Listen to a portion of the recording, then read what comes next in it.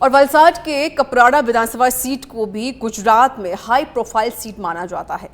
यहां पर सरपंच के पद से राजनीति जीवन की शुरुआत करने वाले जीतू चौधरी लगातार 6 बार से विधायक हैं। इनका कांग्रेस से भी पुराना रिश्ता रहा है। तो वहीं इसी को लेकर विधायक जीतू चौधरी से बातचीत की है हमारे संवाददाता नेहा जोशी ने। आप भी सुनिए। गुजरात के वलसाड जिले में 5 विधानसभा सीटें हैं, जिसमें से लगातार 5 बार तो जीते हैं और 6ठी बार के विधायक हमारे साथ हैं।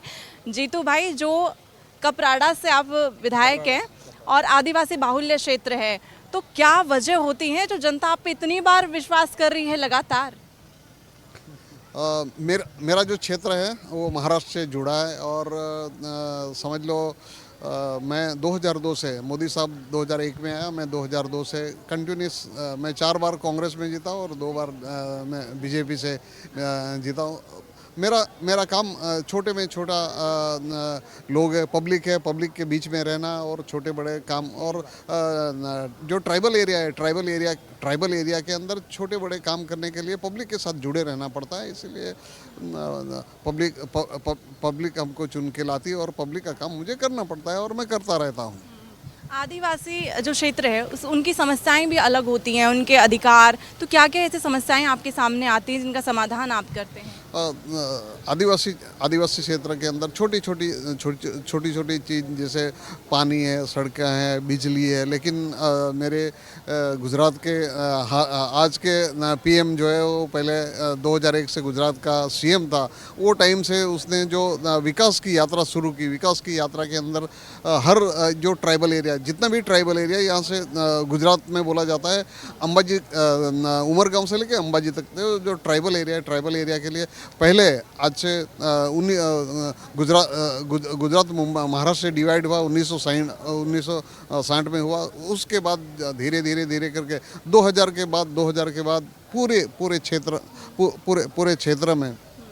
पूरे क्षेत्र में जैसे बिजली है, सड़कें हैं, पानी है, धीरे करके पूरे क्षेत्र में डेवलपमेंट हो रहा है। आदिवासी अगर महिलाओं की हम बात करें तो जागृति के लिए, उनकी शिक्षा के लिए यहाँ पर हम भाव भावेश्वर मंदिर के परिसर में भी देख रहे हैं कि यहाँ पर एक स्कूल बनाया गया है, हॉस्टल की सुविधा उनको दी गई है, तो उन महिलाओं को पढ़ा सके, शिक्षा में सशक्त बना सके, इसके लिए आपने कोई कदम उठाए हैं? मेरे क्षेत्र की बात करूँ और पूरे गुजरात की बात करूँ तो गुजरात के अंदर अच्छे एकलव्य मॉडल स्कूल जिसको बोला जाता है, नर्वोदय विद्यालय, गुजरात के हर तहसील में रेसिडेंस स्कूल।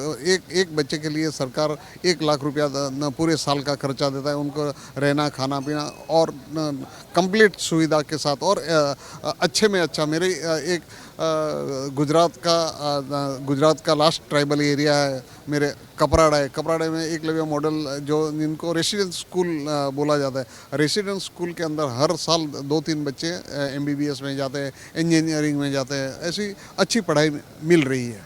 जीतू जी, अगर हम बात करें राजस्थान के कुछ आदिवासी नेता हैं, वो कहते हैं भील प्रदेश की तो वो मांग कर ही रहे हैं, कहते हैं कि आदिवासी हिंदू नहीं है, लेकिन हमने यहाँ पर देखा है भाव भावेश्वर मंदिर के परिसर में कि आदिवासियों में एक अलग ही आस्था है भगवान के प्रति। आपका इस पर क्या कहना है? पूरे क्षेत्र में हर आदिवासी धार्मिक के साथ जुड़े, आज से नहीं, बहुत हजारों साल पहले से। जो कोई बोलता है ना कि राम को हम मेरे आदिवासी मेरे जो पूर्वज हैं वो सामने दोनों मिल जाते, बोलते हैं राम राम। वो आज से नहीं, मेरे पूर्वज कई हजारों साल पहले से वो भगवान के साथ जुड़े, धार्मिक के साथ जुड़े हैं। इतने साल आपका पुराना रिश्ता रहा है कांग्रेस से, फिर आप मूव ऑन कर गए बीजेपी की तरफ, इसके क्या कुछ कारण रहे हैं? वो मेरी गुजरात में सरकार 95 से लेकर आज तक बीजेपी की सरकार चले, तो पब्लिक का काम करने मैंने जो पार्टी बदली है वो इसीलिए कि मेरे क्षेत्र में अच्छा मैं काम कर सकूं। और सरकार बीजेपी की है और अगली सरकार भी बीजेपी की रहेगी, क्योंकि गुजरात के ऊपर मेरे देश के माननीय जो प्रधानमंत्री है नरेंद्र मोदी साहब का 4 हाथ है। इसलिए हम अच्छा काम और हो ही रहा है, लेकिन और भी अच्छा काम कर सकेंगे। पार्लियामेंट में इस वक्त का बड़ा हंगामा बना हुआ है कि अंबेडकर साहब का है वो अपमान किया है बीजेपी ने, तो कांग्रेस और विपक्ष है इसका बड़ा मुद्दा बनाए हुए हैं। वो उसके बारे में मैं नहीं बता सकता हूँ, मेरा प्रवक्ता बताएगा। बिल्कुल, शुक्रिया हमारे साथ जुड़ने के लिए। तो ये थे जीतू भाई, जिन्होंने बताया है कि आदिवासियों के लिए इन्होंने क्या कुछ कार्य करवाए हैं, इसीलिए जनता है इन पर विश्वास करती है और 6वीं बार ये विधायक बने हैं। कैमरा पर्सन विजय गिरी के साथ मैं नेहा जोशी, सच पे धड़क, गुजरात।